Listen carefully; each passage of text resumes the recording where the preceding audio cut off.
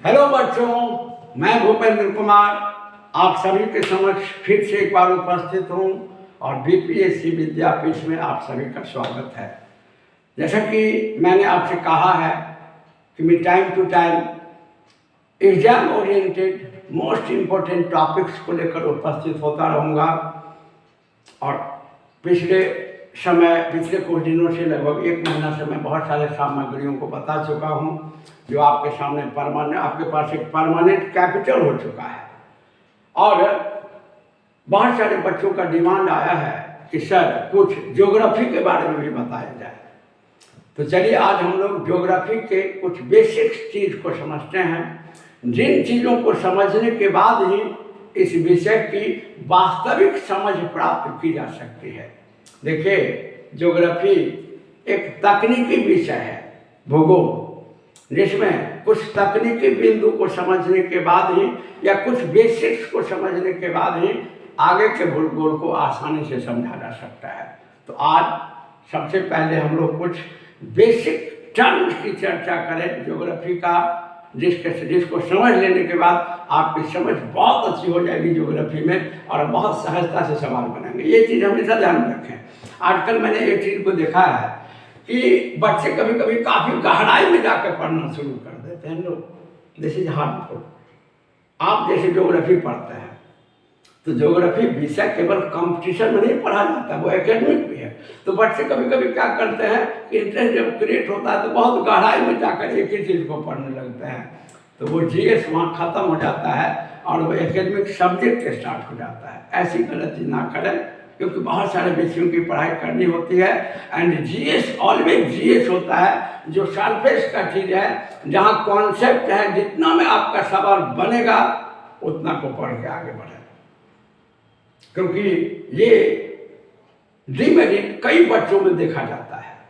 और जीएस हमेशा समझे कि ऑलवेज जीएस ही होता है, वहाँ सरफेस के चीज़ को पूछता है। इसीलिए जब कभी भी किसी कॉम्पिटिटिव एग्जाम के जीएस के सिलेबस को पढ़ेगा तो उसमें लिखा रहता है कि इसमें वही बातें पूछी जाएंगी जिससे एक पढ़े लिखे लोग अवगत होते हैं। तो समझ सकते हैं, सामान्य बातों को पूछा जाता है। तो चलिए और बहुत ही interesting and knowledgeful and exam oriented content को उपस्थित करते हैं। विषय है हमारा ज्योग्राफी, जिसको हिंदी में कहते हैं भूगोल। और आज सबसे पहले हम लोग भूगोल में पढ़ेंगे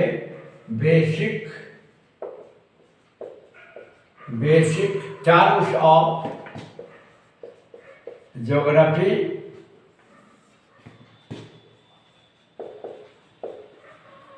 आधारित शब्द भूगोल के, जिनको पढ़ने के बाद ही एक्चुअली ये बेस है, जिनको पढ़ने के बाद ही आप भूगोल के अन्य चीज़ों को अच्छे ढंग से समझ सकते हैं। अब जैसे बेसिक टर्म में क्या सब आता है, जैसे एक आप बराबर देखिएगा क्वेश्चन पूछता है कि नॉर्दर्न पोल क्या होता है, साउदर्न पोल क्या होता है। बराबर पूछता है कि अर्थ का एक्सिस क्या होता है, एक्सिस का टेंडेंसी या नेचर कैसा होता है। बराबर आप देखिएगा क्वेश्चन पूछे जाते हैं, इक्वेटर लाइन के बारे में क्वेश्चन पूछे जाते हैं कि भूमध्य रेखा क्या होता है। इसके बाद बराबर देखिएगा क्वेश्चन लैटिट्यूड के बारे में पूछे जाते हैं, अर्थात कि अक्षांश रेखाएं क्या होता है। और इसके बाद पूछा जाता है लॉन्गिट्यूड के बारे में, यानी देशांतर रेखाएं क्या होती हैं। तो ऐसे ही कुछ बेसिक्स को पहले हम लोग पढ़ें, जिनमें हम लोग पढ़ेंगे भौगोलिक अक्ष, उत्तरी ध्रुव, दक्षिणी ध्रुव, भूमध्य रेखा जिसको इक्वेटर लाइन कहते हैं, अक्षांश रेखाएं, देशांतर रेखाएं, प्रधान देशांतर रेखा और अंतरराष्ट्रीय तिथि रेखा, इंटरनेशनल डेट लाइन।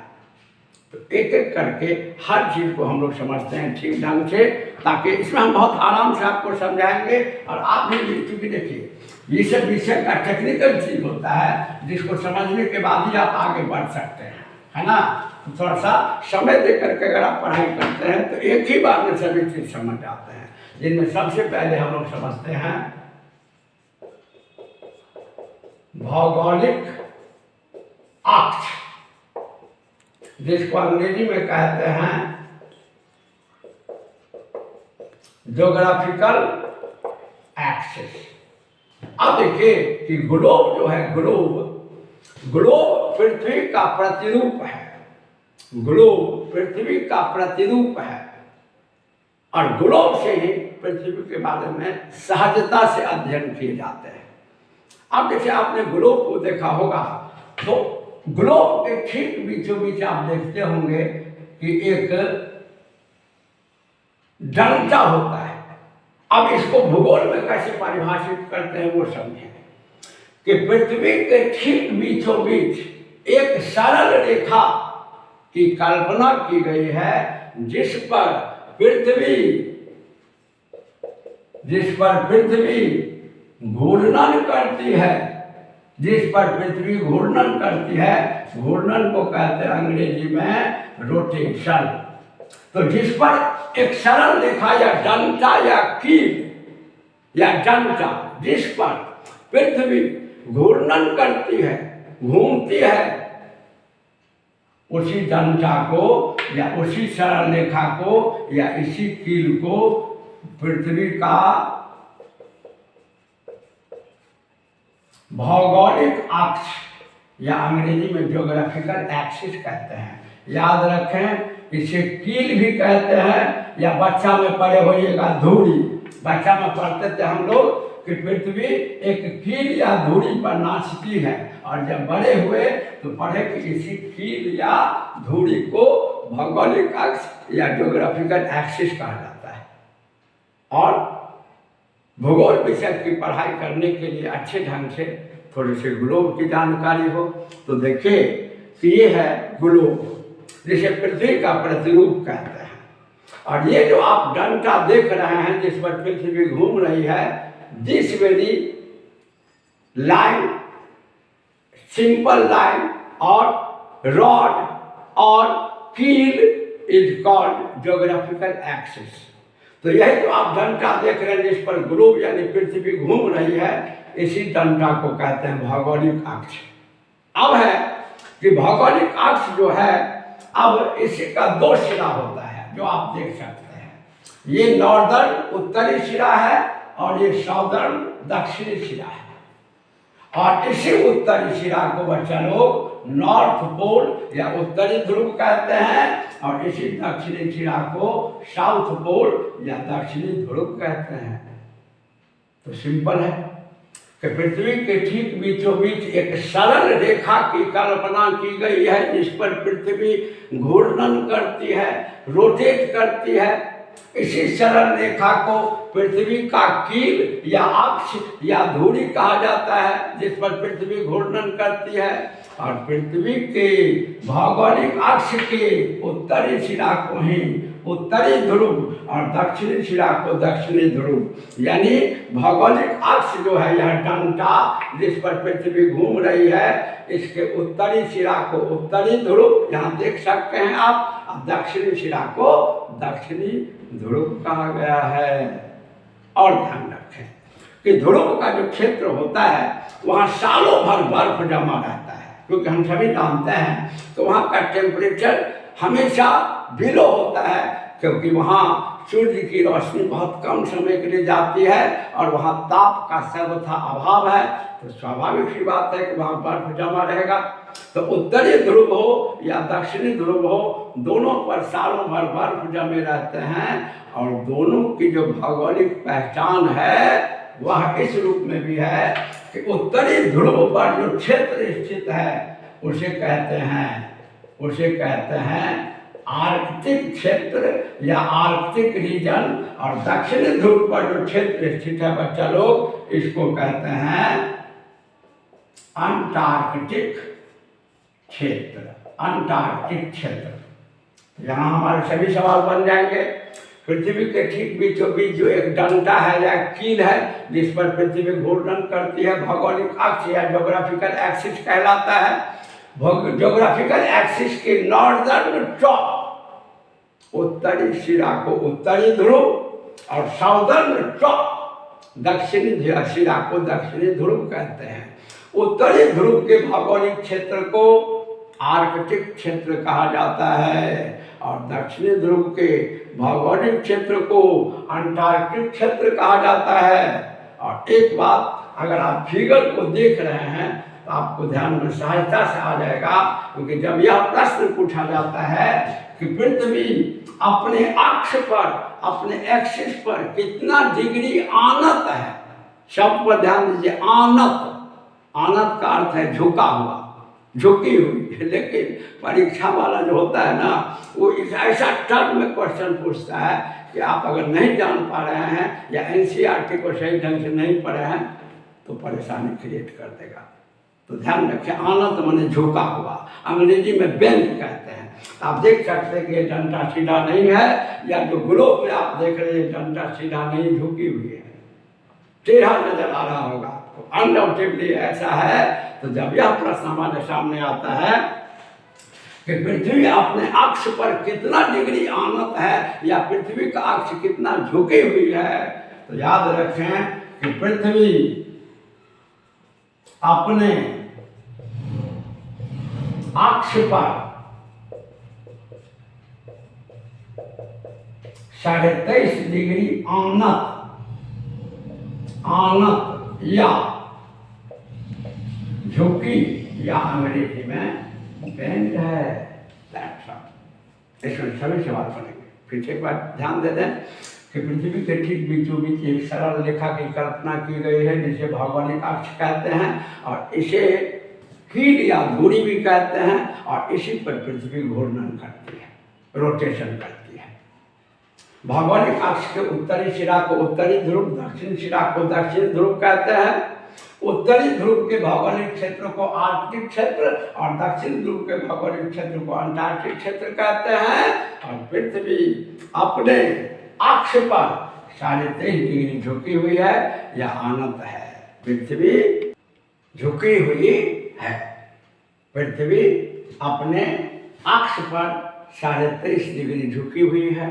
ठीक है, अब इसके बाद हम लोग आगे देखते हैं भूमध्य रेखा, इक्वेटर लाइन को।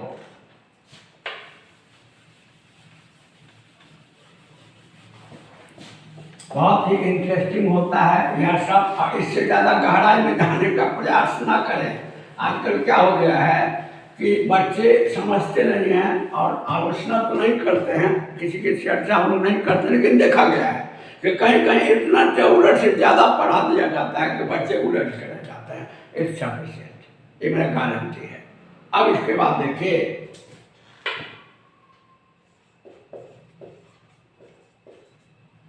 भूमध्य रेखा या विषुवत रेखा या वृत्त, अंग्रेजी में कहते हैं इक्वेटर लाइन और सर्कल। और सिंपली देखिए,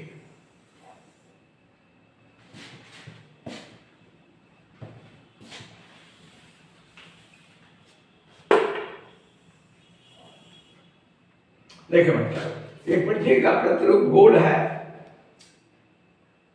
ग्लोब है, और पृथ्वी के ठीक बीचों बीच, पृथ्वी के ठीक बीचों बीच, सब पर ध्यान दीजिए, क्षैतिज रूप से, क्षैतिज रूप मतलब हॉरिजॉन्टली, तो पृथ्वी के ठीक बीचों बीच क्षैतिज रूप से एक रेखा खींची गई है, एक रेखा खींची गई है जिसे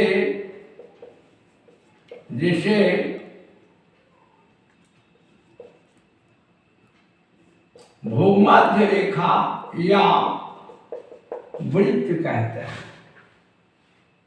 क्योंकि आप सभी जानते हैं कि भूमध्य रेखा जो है या पृथ्वी पर जितनी भी अक्षांश रेखाएं खींची गई हैं वो वृत्त भी हैं।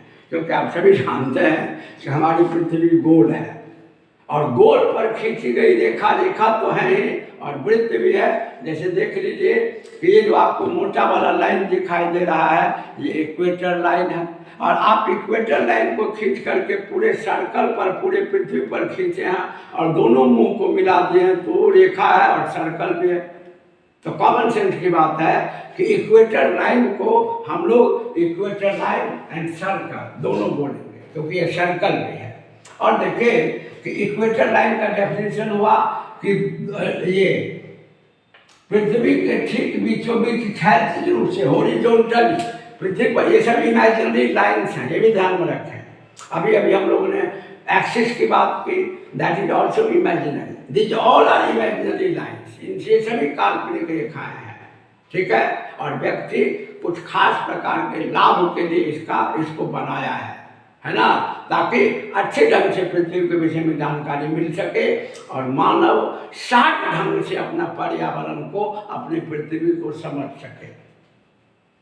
तो पृथ्वी के ठीक बीचों बीच क्षैतिज रूप से जो एक रेखा खींची गई है इसे इक्वेटर लाइन कहते हैं, है ना। इसे सर्कल भी कहते हैं क्योंकि लाइन भी है सर्कल भी है। इसको एक और ढंग से व्यक्त कर सकते हैं और परीक्षा में एक और ढंग से पूछता भी है।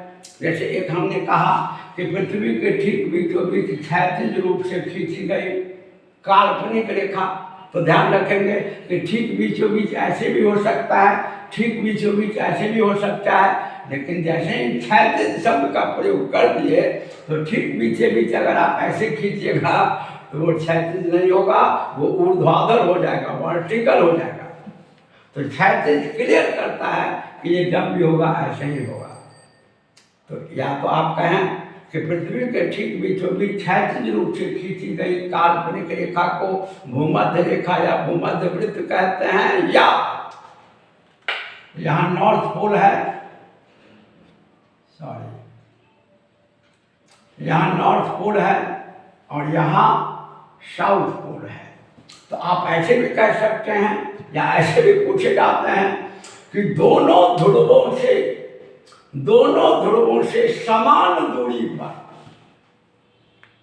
शब्द पर ध्यान दीजिए क्योंकि इक्वेटर लाइन का जो डिस्टेंस होता है वो दोनों पोल से सिमिलर होता है, तो कॉमन बात है। तो इसकी एक परिभाषा ऐसे भी है कि दोनों ध्रुवों से समान दूरी पर पृथ्वी के ठीक बीचों बीच खींची गई काल्पनिक रेखा को भूमध्य रेखा या भूमध्य वृत्त कहते हैं। याद हो गया होगा कि भूमध्य रेखा को दो ढंग से डिफाइन करते हैं, दो ढंग से पूछता भी है, इसलिए दो ढंग से डिफाइन करते हैं। अगर नहीं पूछेगा तो वो डिफाइन नहीं करेंगे। गांधी बाबा ने कहा था अगर भारत में एग्रीकल्चरल इंजीनियर का नीड है तो हम मैकेनिकल इंजीनियर नहीं बनाएंगे, क्योंकि नीड के अकॉर्डिंग जब आप काम करेंगे तो कम समय में तकनीकी पूर्ण ढंग से ज़्यादा चीज़ को आप सीखेंगे। और यही तो आज के समय में अफसोस का विषय हो चुका है कि पढ़ाई के स्तर का ध्यान ही नहीं रहता बच्चों को कि किस स्तर तक पढ़ना है और कहाँ हमारे प्रश्न हैं। तो यहीं पर जीएस भारी होने लगता है। तो सिंपली कि दोनों की पृथ्वी के ठीक बीचों बीच क्षैतिज रूप से खींची गई काल्पनिक रेखा को भूमध्य रेखा कहते हैं, या दोनों ध्रुवों से समान दूरी पर पृथ्वी के ठीक बीचों बीच खींची गई काल्पनिक रेखा को भूमध्य रेखा कहते हैं। और इस भूमध्य रेखा के कारण हमारी पृथ्वी दो बराबर भागों में बंट जाती है। इसके उत्तरी भाग को कहते हैं नॉर्दर्न हेमिस्फीयर या उत्तरी गोलार्ध। गोल का आधा किधर का, उत्तर का, उत्तरी गोलार्ध, और इसके इधर वाले भाग को, दक्षिणी भाग को कहते हैं साउदर्न हेमिस्फीयर, दक्षिणी गोलार्ध। तो सहज है उत्तरी और दक्षिणी गोलार्ध का निर्धारण भूमध्य रेखा द्वारा किया जाता है। ध्यान दें, इग्नोर ना करें, क्योंकि पृथ्वी में 4 गोलार्ध है। कॉम्पिटिटिव एग्जाम्स में 4 गोलार्ध की जैसे हैवी एनसीईआरटी में भी है सब जगह, इसलिए कॉम्पिटिटिव एग्जाम में पूछे जाते हैं। 4 गोलार्ध होते हैं, उत्तरी गोलार्ध, दक्षिणी गोलार्ध, पूर्वी गोलार्ध और पश्चिमी गोलार्ध। northern hemisphere, southern hemisphere, eastern hemisphere and western hemisphere. And now we are discussing only about northern and southern hemisphere, and afterward we will discuss about the eastern and western hemisphere. Then our concept will be compact.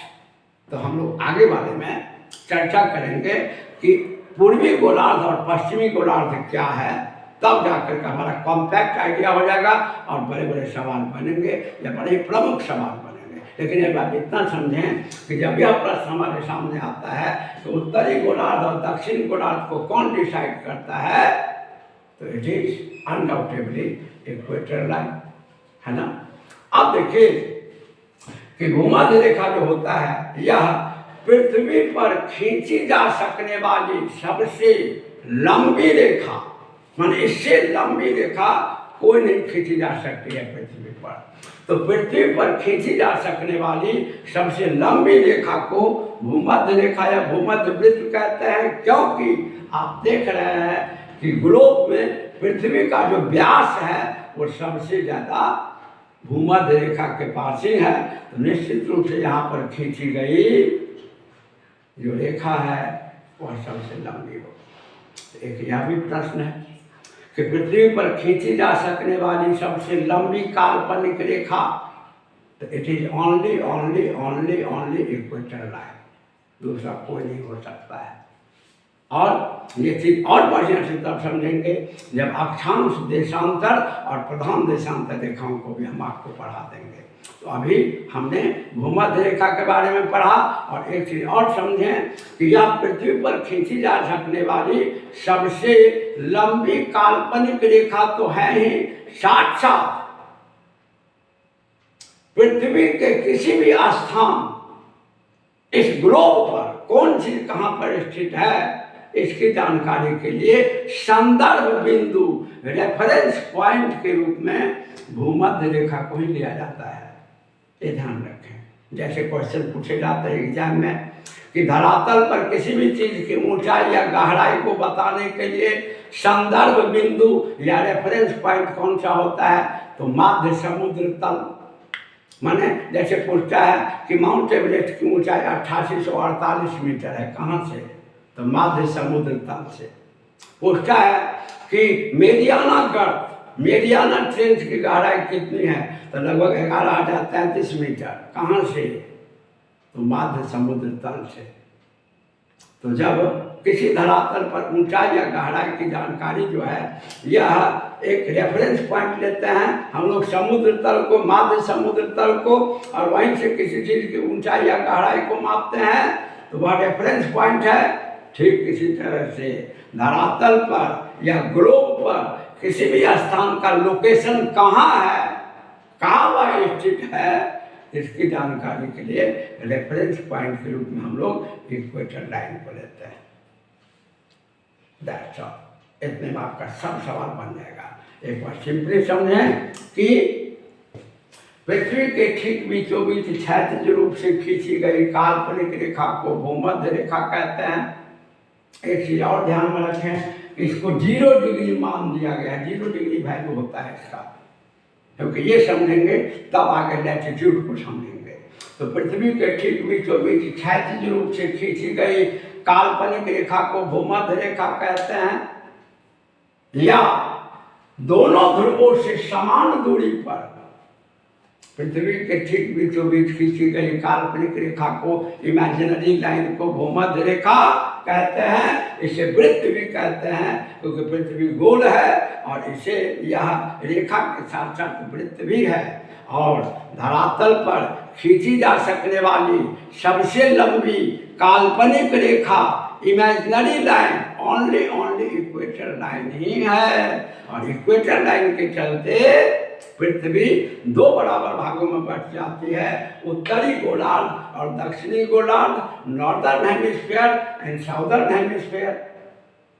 और धरातल पर किसी भी स्थान की या globe पर किसी भी स्थान के लोकेशन की जानकारी का रेफरेंस पॉइंट जो होता है यह इक्वेटर लाइन ही होता है, इक्वेटर लाइन ही होता है। और ये दो बहुत ही महत्वपूर्ण चीज़ हैं और हमने कहा कि इसमें थोड़ा सा समय लगता है ताकि आप जो पढ़ें सॉलिड आपके पास कैपिटल हो जाए, फिर बार बार नहीं पढ़ना पड़े, आपके सभी सवाल गारंटी बनेंगे। और इसके बाद अक्षांश और देशांतर रेखाओं के बारे में, फिर इसके बाद प्रधान देशांतर रेखा और अंतर्राष्ट्रीय तिथि रेखा, दो चीज़ हमने पढ़ा दिया, भौगोलिक अक्ष और भूमध्य रेखा के बारे में। अब अगली वीडियो में अक्षांश रेखा, देशांतर रेखा, प्रधान देशांतर रेखा जिसको अंग्रेजी में प्राइम मेरिडियन लाइन कहते हैं, एंड इंटरनेशनल डेट लाइन, अंतर्राष्ट्रीय तिथि रेखा को अच्छे ढंग से हम लोग समझेंगे इंटरेस्टिंग वे में, ताकि समझ में भी आए और सवाल भी बने। Till then, good bye.